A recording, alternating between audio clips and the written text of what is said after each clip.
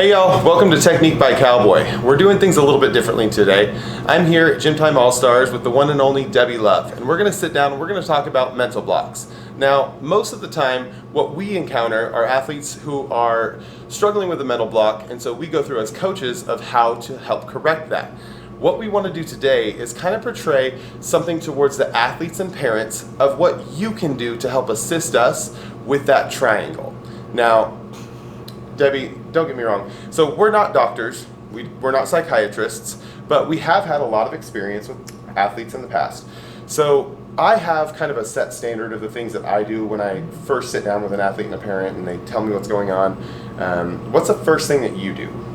I sit down and talk to the parent and the athlete and try to decide what their stress factors are. Mm-hmm. Like, I like for them to keep a stress awareness journal, so I encourage them for a couple of weeks to write down every time they feel their body becoming a little bit tense, and write that down so we can find what that stress point is, what's creating that stress in their life. Because we have two sides to our brain. We basically, it's very oversimplifying things, but we have a cognitive side that tells us what to do.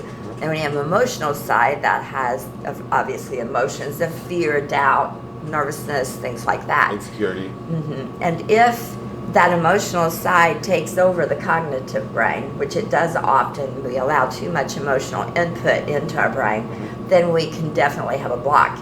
It can show itself physically, it can show itself in relationships, it can show itself in our health in many different ways. So I want them to understand that this is a real thing, and that it doesn't define them as an athlete. It doesn't make them a good athlete, a bad athlete. It just makes them human.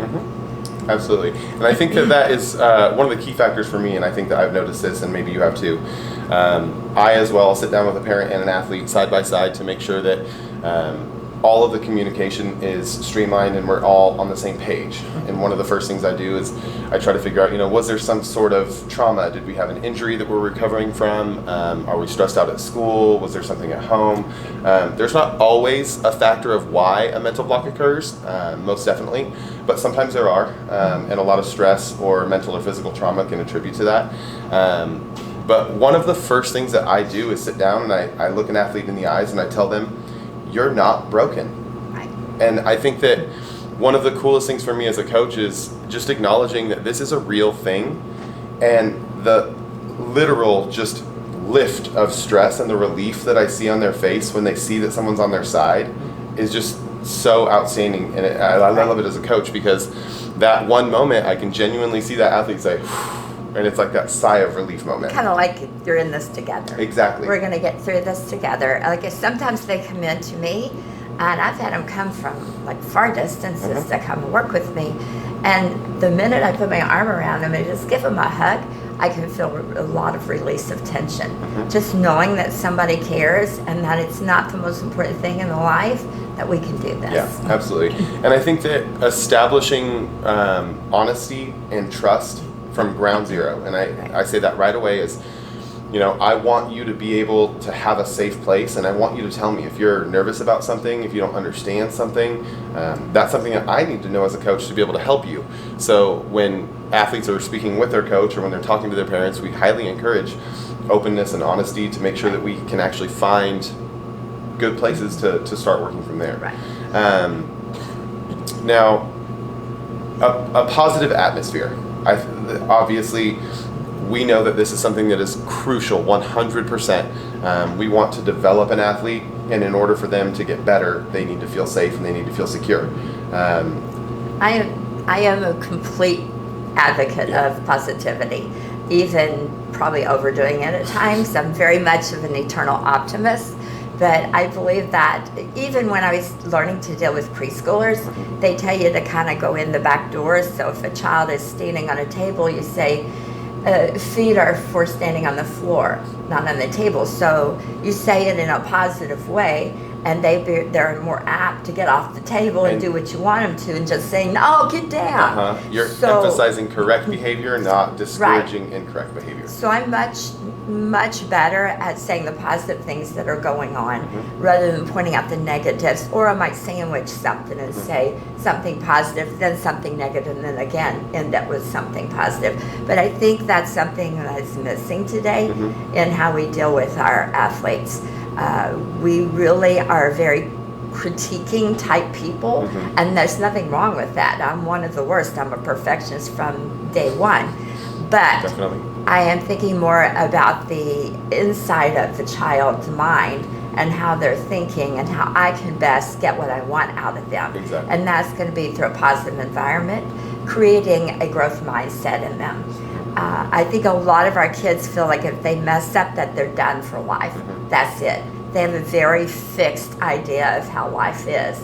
And we have to train them to have a growth mindset, to feel like they can do anything if they work hard enough for it, which I really do believe you can. Absolutely. And that brings me to a thought too. I have a lot, I hear this all the time, just throw it. Just throw it. You're fine. And I know that if you're a parent of an athlete with a mental block, you may not understand this because you've never felt it, you've never tried it, you've never experienced it, and that's understandable. Right. And some coaches also have never experienced a mental block. I actually did when I was at Oklahoma State, and I went through this weird time, and I think I just had a lot of stress in my life where I've been tumbling forever, and a standing tuck, which was not a difficult skill for me at the time, freaked me out. Right. And I couldn't explain it. And my coach Leroy was very supportive, and I told him, hey, just give me a couple weeks, let me figure this out. And we got to a place where I got through that and it was fine. But if you've never felt that, it's difficult to understand. Well, I think as a parent, I'm a parent of 6 children myself, and a couple of them have had mental blocks at one time or another during their careers. And I think we have to understand as parents and as coaches that we really don't know what they're going through. But the thing is that we are a guide to them, and just telling them to throw something, they can't do it. A physiological block actually stops the body from doing what it wants to do. So they literally cannot make themselves go. So we have to change the whole situation and the whole perspective at which they look at things. And then we can begin to spot them, or they can do it on a surface that's comfortable for them. Absolutely. But we have to be very patient with this because we've all had them in life. You go to the workplace, you have a business, and you're really stressed out at home, and you go to work and you just can't do your work as well as you want to. That's a block. It's the same thing. And I love analogies like that too. And sometimes I tell parents, if you're watching a horror movie, it's really easy when you watch the person inside the house and someone's breaking into their home to say, don't run up the stairs, you should do this, because you're logical at that point. But when you're in an emotional state, if somebody breaks into your house and you freeze, that's your body's reaction. And at that moment, if I was in the living room with you and I said, don't be scared. Right. You can't just turn that off and all of a sudden not be scared. It's a real thing. Yeah. It is, absolutely. Well, it turns on our fight or flight.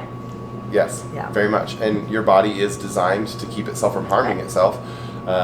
So that is something that is very, it's real. There's several things though that I like the parents and the athletes to do. So I talk to them first of all about keeping a journal. I think it's important. I think it's important that they keep that journal. I ask them to do 5 things in the journal. I ask them to put a long-range goal, like a 3-month goal. But they have to design a plan on how they're going to reach it. So that involves communication between the parent, the athlete, and the coach. I also have them do a short-range goal for a 1-month goal. And again, they have to have a plan on how they reach that.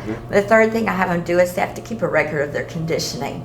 And that may seem silly, but the conditioning of the body is almost more important than anything else. So important. Especially because a lot of blocks happen because kids are growing and their bodies are changing on the inside as well as the outside, and the skills don't feel the same anymore. So then we develop a block. So they need to be conditioning on a daily basis. In cheerleading in general, we need to be doing something every day to make us better at what we do. So I want them to write down that they did it, not what everything they did, but just a check mark for the fact that they did it that day. And then the fourth thing is I want them to keep a gratitude journal. I want them to write 5 things a day that they're grateful for, because research has shown that a grateful person is much less stressed. And when you do that, I don't mean to interrupt you, are you speaking of anything in your life, or Yep. strictly at the gym? Anything. Anything in Yes. life. And then the last thing I have them do is actually keep a journal. I have a story I tell because I got really angry with someone one day, which is very unusual for me because I don't get angry very easily. And I wrote them a 10-page letter, front and back, handwritten typewriting page was 1 page. So it's really 20 pages. And then I have another policy that I follow, and that is if I get upset with you, it's gonna be 24 hours before I address it, Yeah. because I'm female, emotional, and that would not be a rational conversation. So Understood. I took it home, I read it 3 times, wadded it up, threw it away. I didn't need to address it. I just needed to purge my brain of it. So I think every day we need to purge our brain of both the good thoughts and the bad thoughts. So each day we wake up with a clean slate to rewrite the day on. And I think in doing that, we get rid of a lot of the stress in our life. Yeah. So I have them write that journal. The other thing I tell parents, and I think that this is probably more important than anything else, is you have to unconditionally love your child with no strings attached. A 75-year-old lady told me this one time when my 2 oldest kids were very young. And I thought, I do. But the more I thought about it, I tell you that a lot of times we say things and do things that our kids construe as conditional. Like, if you don't get your back handspring, or if you don't have this, you're not good enough. Yeah. We're really bad about affirming kids' skills rather than their character qualities. And I think that's something we as parents and coaches need to do, is to learn to affirm those character qualities, because that's what makes the person. And I think that that's very important from a coach's standpoint for us, but for parents as well, is not praising a skill, but praising a person. Right. You know what I mean? And I like to acknowledge any sort of advancement in this process, and I tell them it's a very long process. This isn't something that's going to happen overnight. Right. We're going through a journey together, and we're going to experience it, and there's going to be highs and there's going to be lows. But every day, kind of like we said, not focusing on the negative, but implementing the positive. So every little thing that happens, as minuscule as it might seem, if that's a skill that they did the first half of, and they've been doing that skill for 2 years, that's fine. They got somewhere farther today than they did yesterday, and that's important. The goal is to improve a little each day. And I think that what you said that just struck me, and this is something I do, but I guess I've never verbalized it the same way, is that when parents pick up an athlete from a session or whatever it is, that it's so crucial not to say, I'm so proud of you for doing your back handspring today. It's, I'm so proud of you for working hard. Right. I appreciate your effort. I appreciate your determination. Right. Because those are intrinsic values that an athlete can feel strong about themselves. It's not conditional. Right. And I think that is so and that's crucial. the hardest thing for us as parents, because it's natural to want your child to be front and center in everything. We want every one of our children to be the best in the world. I'm a 6-time psycho. I tell parents, you're psychotic when that child is handed to you in the hospital, either by birth or by adoption. And we all become psychotic, and we really are. Yeah. And you know what? I'm proud of it. But I have to think about my child and what's important to my child's life in general. And that is not that they have a certain skill, but they have the character of integrity so that they can be good people. And I think when we have good people, that automatically desire to be better athletes. Absolutely. One of the other things that I have the kids do is I have them script their skills. And I think this is a very important one, because it allows the cognitive brain to keep working, and then the emotions can't come over and play in there.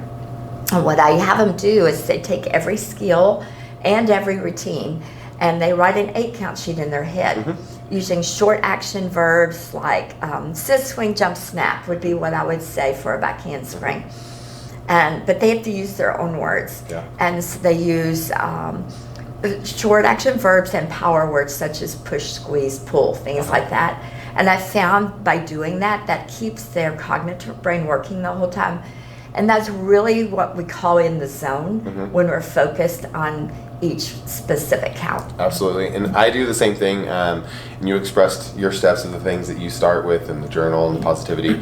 I give my athletes homework as well. And I think that it's very similar to what you're saying. And I know we've crossed paths a lot of times in what we've done athletically and socially. But one of the first things I tell an athlete is, I want you for homework on the first day, is I want you to go home and write down how to do this skill. Right. Teach me what you're doing. Right. And this is something that's purely mental. It's something you do at your house. It's not physical. You don't need a gym. But if an athlete is blocking on a skill, they've obviously already learned this skill. Right. And so that's something that you can go home and say, hey, it's affirmation. They're going through the steps of positive progression of what they need to be doing at home. But it's also something that's re-inspiring the knowledge of, I do understand this skill. I do know what's going on. And not just focusing on, I'm not doing it, but, oh, this is how I do it. Right. And I think that little steps like that are awesome for them to take home. I also have them do, I call it the positive box. So they can do it 3 different ways. So for younger ones, they take a box and they decorate it with inspirational words or quotes on the outside. And then they put scrap paper and pen beside it. They put it somewhere in their house that they're going to go by it many times a day. And every time they go by it, they have to write something positive about themselves and put it in that box. I've also used it with teams when they come into practice, and when they leave practice, they do the same thing. People ask me, do you check the box? No, not really. Yeah. Every once in a while I might look in there to see, just make sure they're not being crazy. But I've never really found them to be crazy. It's a pretty serious thing for them. And I think it's important that kids realize that there are good points about them. And they need to affirm those. So that's one way of doing it. Many parents have told me the grades have even improved while doing this. Yeah. The second way of doing it is I have them take like a little index card. And on the index card, I do this with adults a lot too, and they have to write 10 affirmation statements about themselves. It's really hard to write 10 positive things about yourself. But they write them down, and then they put it somewhere where they're like on their notebook, or if they have a car, in the front of their car, and then they're going to read that, many times in the day, just to affirm themselves.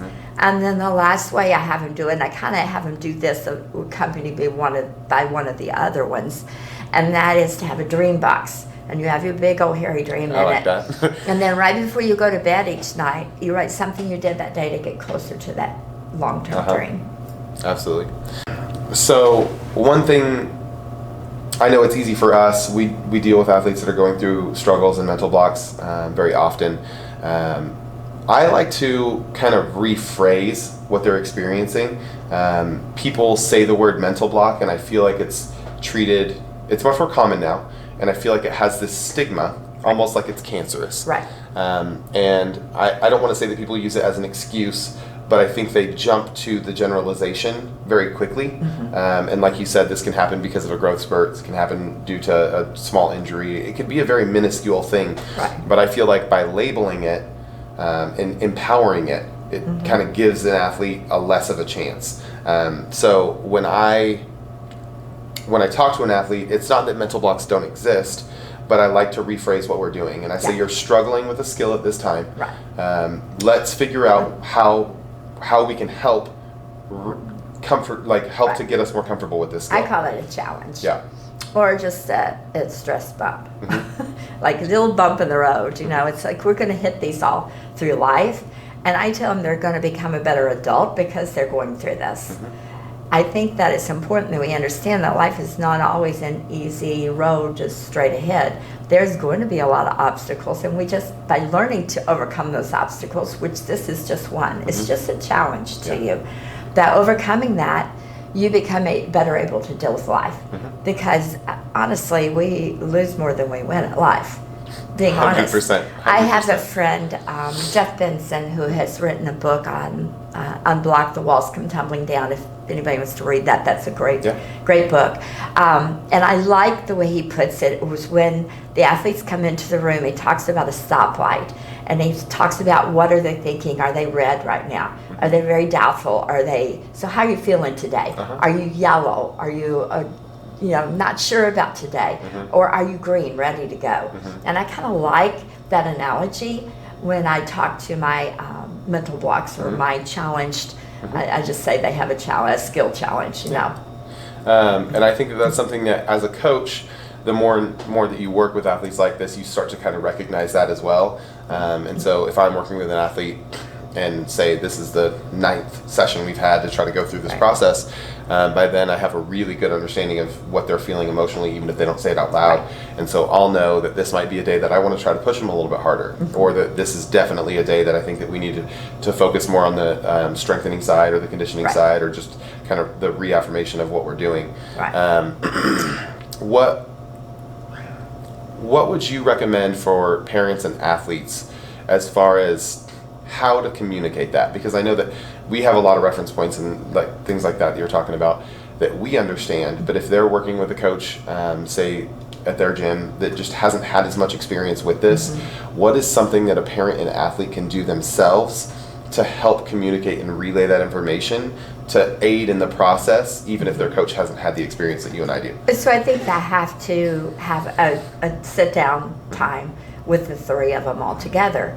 And if the parent is already on board with this, I mean, the parent and the athlete can look at it and say, you know, we know that we have this issue. We know that it doesn't define her as an athlete, but we're looking for some help. She needs to get some positive reps in. And we know we need to do, you know, the journaling. We know we need to do this. So you can kind of help educate the coach by telling them the things that you're currently going to do. But that takes the parent that's been educated too.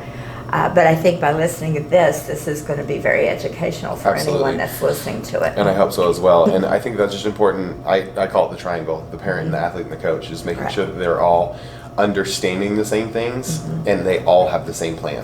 The thing is, what the coaches that deal with these skill challenged individuals need to understand is that the reps are going to be really important, and the response of the coach is of utmost importance. Like, I have a little girl right now, but not a little girl, she's a senior.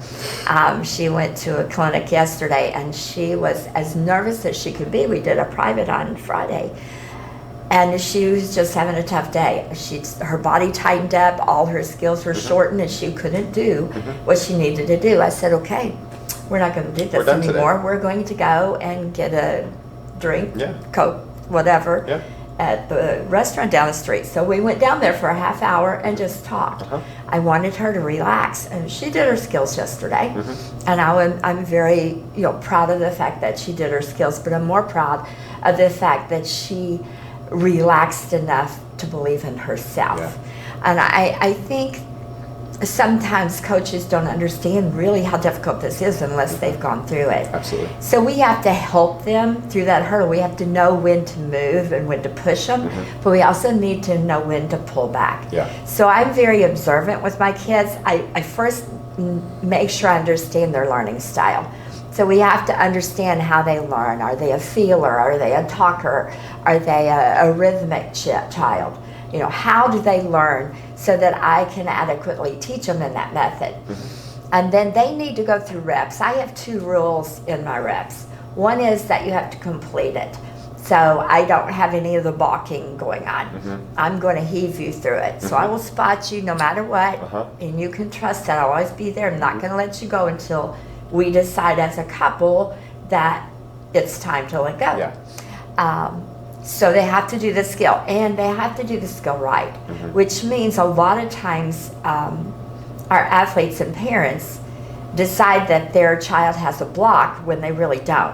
When the issue is not a block, it is a problem with technique, and they don't really understand the skill. And they don't know the difference.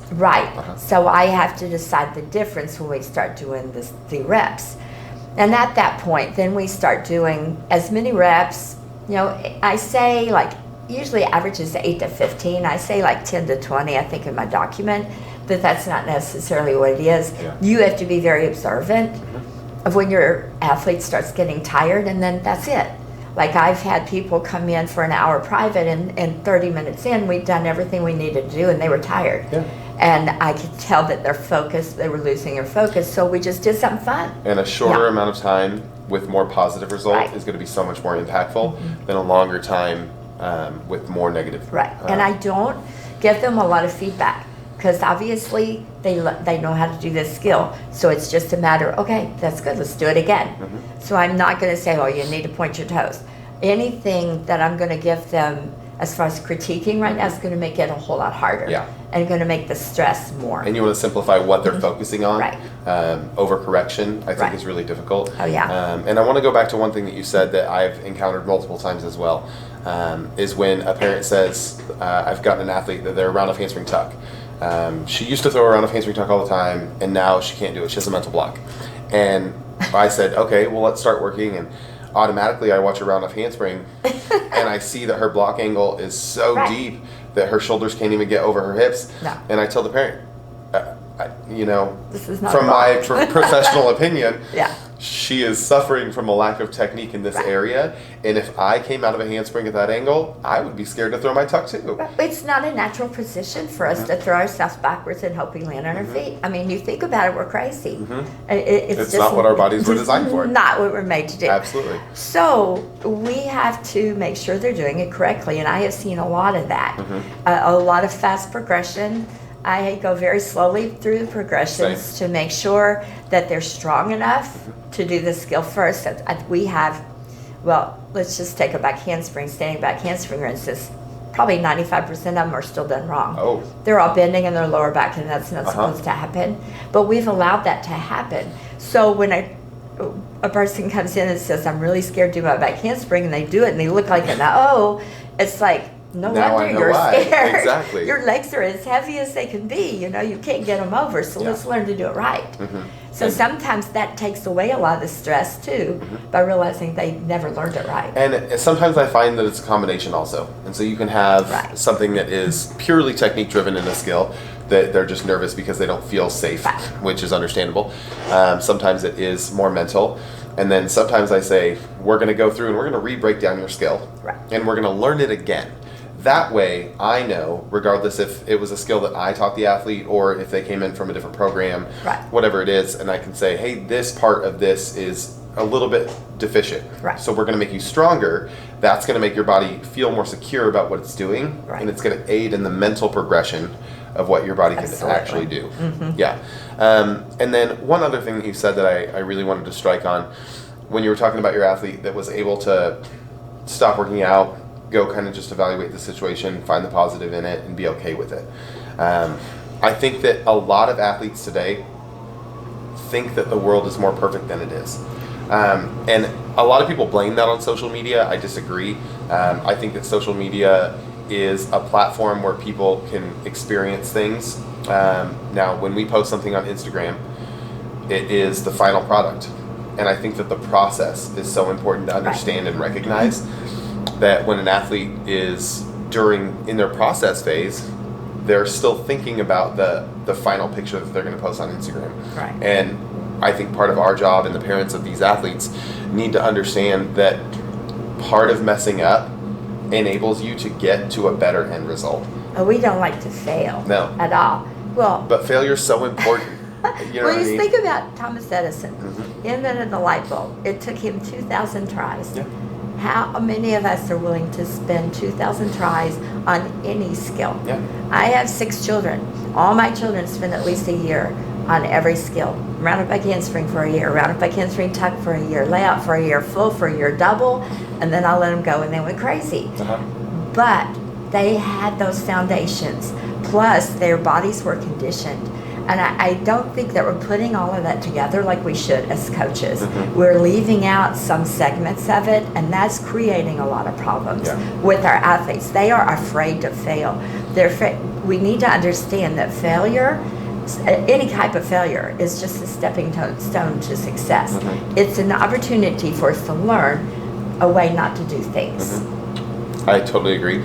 And this is actually funny because I was just with one of her daughters, Whitney, and she told me a story about you that you had challenged her, and she's probably one of the best premier female tumblers of her day. And she said that you challenged her to do a perfect back handspring, which is a skill much under her capacity. And she said she tried for 2 hours. And Debbie's response, if I can get this right, it's not perfect, but one of the closest I've seen. Yes, that is exactly right. I think that that's so funny because we're always seeking perfection, but it doesn't really exist. No. And I think that acknowledging how close we can get, or the effort even more, Right. in getting to that process is so important. And I use that video to teach everyone now. Yeah, that's funny. That this is more correct than anybody else's. That's funny.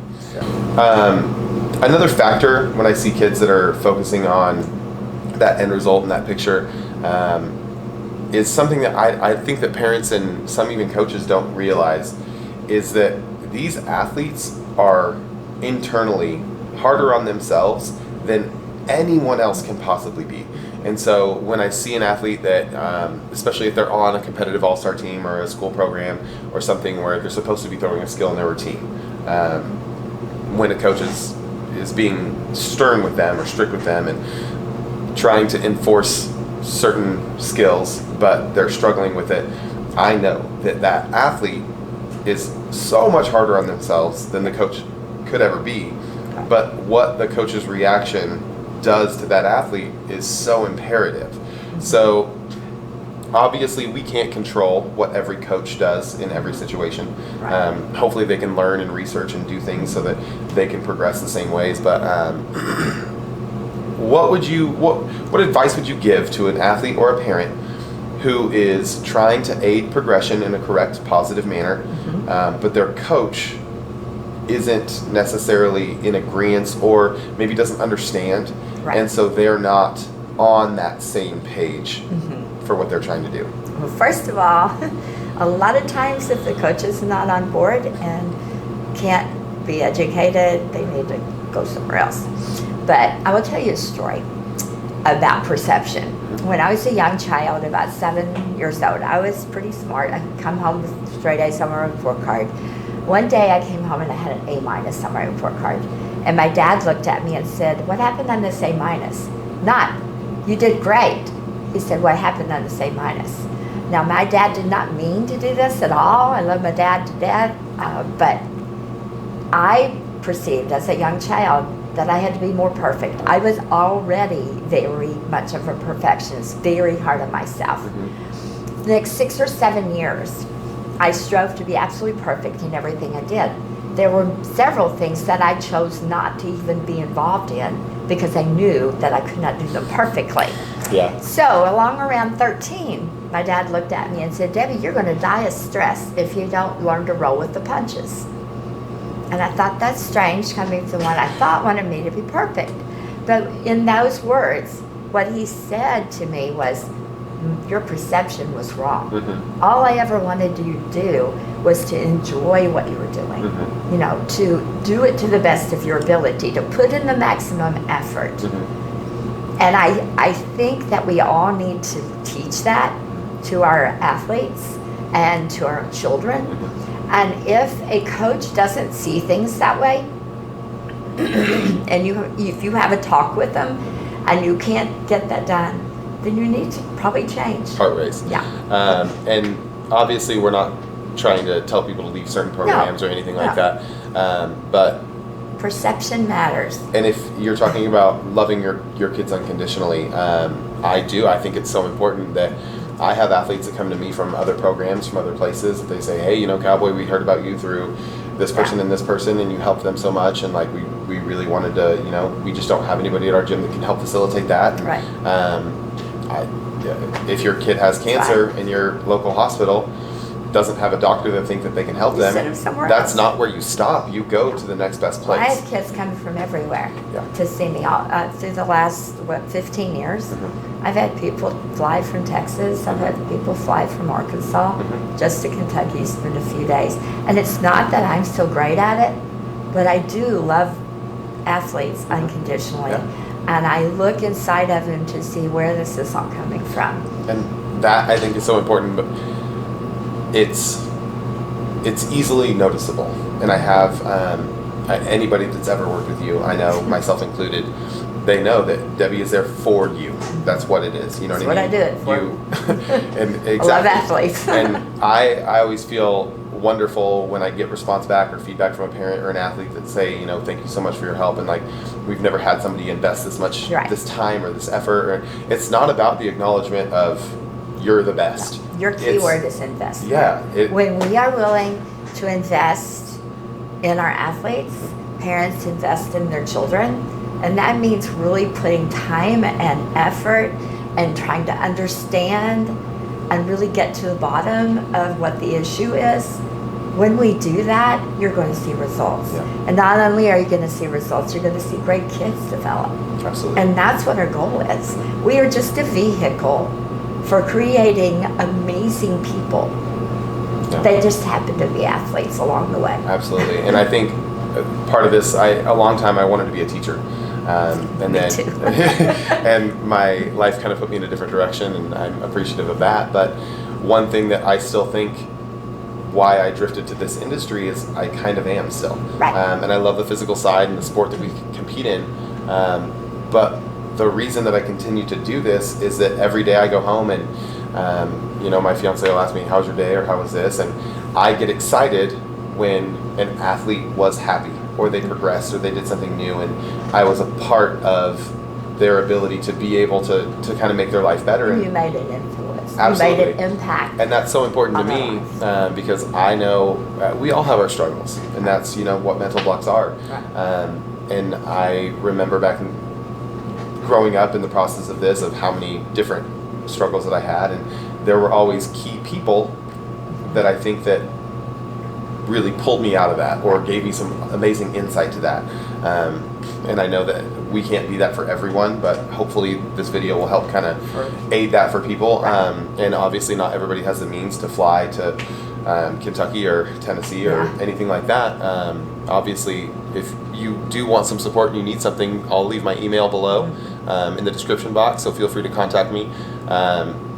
But I do think that it is very important that someone has that person in their life. Right. And I think that doing the wrong thing over and over and over and expecting a different result is what they call the Definitely definition of crazy. insanity. Yeah. So if you are struggling with this and you are, not getting the support that you need, I encourage you to seek it elsewhere. And that might not be with Debbie, or that might be with myself, but you need to find something or someone that can aid in that progression. Because I've had athletes that I've worked with a mental block that literally the first day saw so much improvement and cleared up their brain and their spirit so much that it was just done.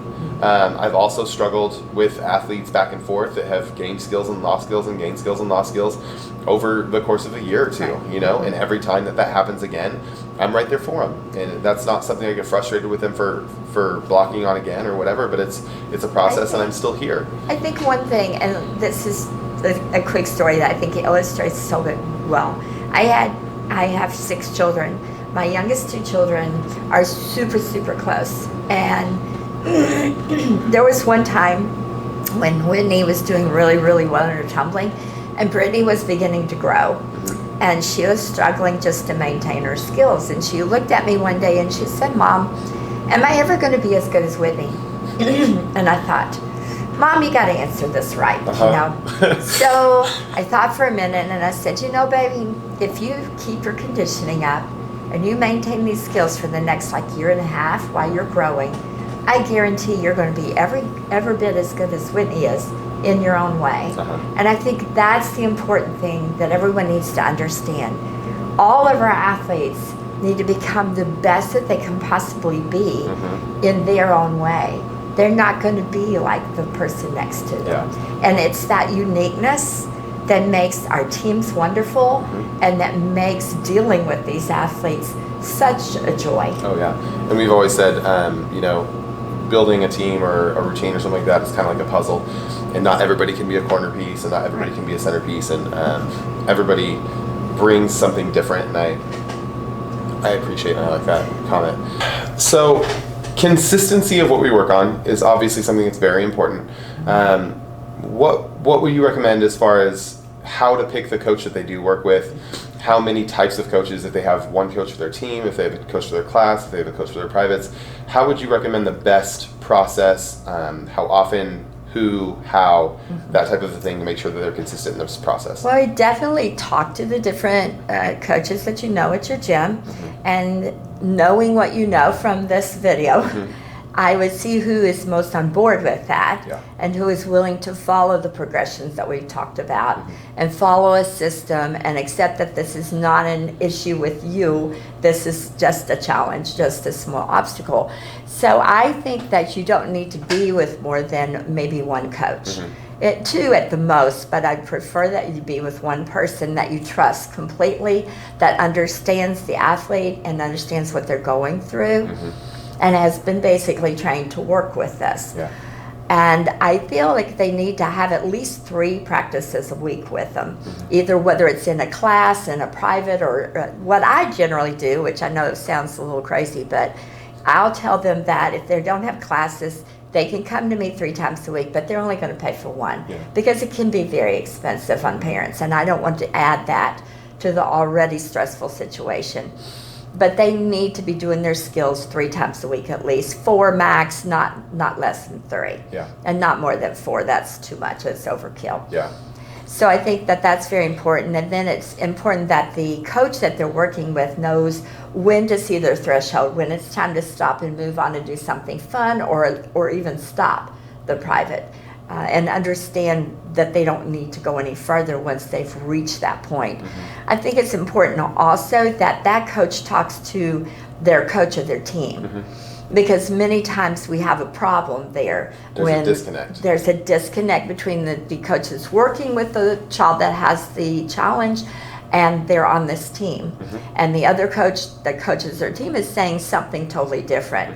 So I think it's very important that they have a conversation together along with the parent and the athlete, so they're all on the same page. I don't like my kids to have to be forced to do the skill and the routine until they're mentally ready to do that, because that increases their stress. And any time we increase stress, we increase the likelihood of the challenge continuing longer and longer, which is very important. And you're also, by doing that, aiding in the consistency, right? Which it's just like dual parenting. If you have a child who goes from mom's house to dad's house, if they're being taught 2 different things and having 2 different expectation levels and 2 different things, that challenges their ability to be able to comprehend what's actually happening. And by, like you said, working together, we can kind of isolate that and set one plan and a simpler focus for them to be able to progress easier. I agree. Now, what would you say when you're talking about minimal times a week to be able to tumble, or whatever that is? I've also encountered when an athlete sees signs of repair or success, that the amount of time that they work starts to diminish. Right. And obviously, like, we both know the answer to this question, but I just want everyone to be able to understand this is, when is an appropriate time to start to pull back on that 3 times a week when you have noticed a successful attempt or repair at a skill? I think that a person who is going through this generally needs to do this for a long time, maybe at a lesser pace, but they need to follow the things that we've been saying for a long time, because it takes a long time for it to actually go away. It's not a quick fix. I think you can cut back on the number of times, and they can start coming in at open gyms and doing it on their own once they are able to do it in the routine without any thought. Comfortably. Absolutely. And that's something that I see also is when you have a cold or you have an illness and the doctor gives you a prescription, they say make sure you take the entire bottle, and you take the first half, and then you start to feel better, so then you stop taking the rest of the medication, and then a week later you feel the same. And I think that that's definitely an important aspect to focus on too, is understanding that you are still in the process. It's a transition. It is. And it takes a while before you transition to absolutely not needing anything. And I'm not sure, as we get to the higher levels, that we don't all need some of it. Absolutely. So, if you could say one thing to a parent or an athlete about something that you think will help aid in this process. I know that this is such a deep genre of something. If you had a closing thought or a closing statement of something that you could tell them, what would that one thing be? That's kind of hard to put it in one statement, but I would say be patient, follow proper progressions, 100%. and love them unconditionally with no strings attached. Yeah, I absolutely agree. I think for parents, that's such an important thing to understand, is just to let them find their way. Right. Obviously, we have to guide that, but And ask questions. And if they don't answer your questions, go somewhere else. Yeah, and I think from an athlete, I think mine, for an athlete's perspective, is honestly, you're not broken. Right. And we all struggle, and this is something that's human. Right. And we all go through other things. It could be in a different form, it could be about a different subject, but we all struggle through things, and the process is what helps us to grow as people. And I think that it's a journey. it is. It's a journey. It's what life is, and everything that we do in life is a journey. And I think that learning that is so important. And like I said, some of the athletes of today's genre don't always see that. And I get athletes that come to me that say, I really want to work on my standing tuck. And I'm like, well, okay, let's figure out this back handspring first. And I think that even just acknowledging progression of what you're working on, and I think it's not about how many skills you can learn, right, but finding the appreciation of how much we can complete and master what we are focusing on. And I think if you can find happiness or successfuless from accomplishment of a very specific skill, like this was perfect. I did my back handspring. Like obviously Whitney can do with doubles and whatever she wants, but focus to see her like sense of accomplishment when she said, my mom told me that when I did this back handspring, it was the closest she'd seen, and that was good for, you know what I mean? And that's a back handspring. It wasn't a hard skill for her. There's 3 stages to learning. I think it's something that everybody needs to understand. And the first one is we see a skill, we think we love that skill, we want it. We think it's the greatest skill in the world. I saw back handspring and I wanted to learn back handspring, so I went home, got all my mom's pillows out in the house, and proceeded to teach myself a back handspring. The next morning, my neck was not in such good shape. Which is something we don't recommend, by the way. Exactly, please don't. But the second step is association. You associate your body with that skill and actually learn the skill. But unfortunately, for our industry as well as many others, that is when we say, let's move on. And that in and of itself creates more blocks than anything else. We need to get to the point, the third stage, where we own our skills, where we have mastered them. Now, my definition of that is that you can do it 10 times out of 10 pretty near perfect with no problems. And I feel like as an industry that we are not following through to this step. I think I see so many people, we go to competitions and the coaches are all holding their hands and it's like, oh dear Lord, please help them hit this routine that they don't own yet. Because we didn't let them own it. And it would be so much better if we let our kids own the skills. We'd have less of these challenges to deal with. But it's about us taking time to go through that journey, to learn the skill completely and master it so that it becomes an innate part of us. And I think that is a very good lesson. Parents out there, I get comments like that a lot. The goal is not to level up. It's not for your kid to be on the next level next year. It's to make sure that they are confident and that they can do their skills correctly and they can master that type of a skill. Because I use this, and I told you I like analogies. Their tumbling progression is if you were building a house and you built it on toothpicks and your foundation was weak. And then you said, but I really want a mansion. I need a 5-story house. And so you started to build this mansion on top of such a weak foundation. At some point, it's going to crumble.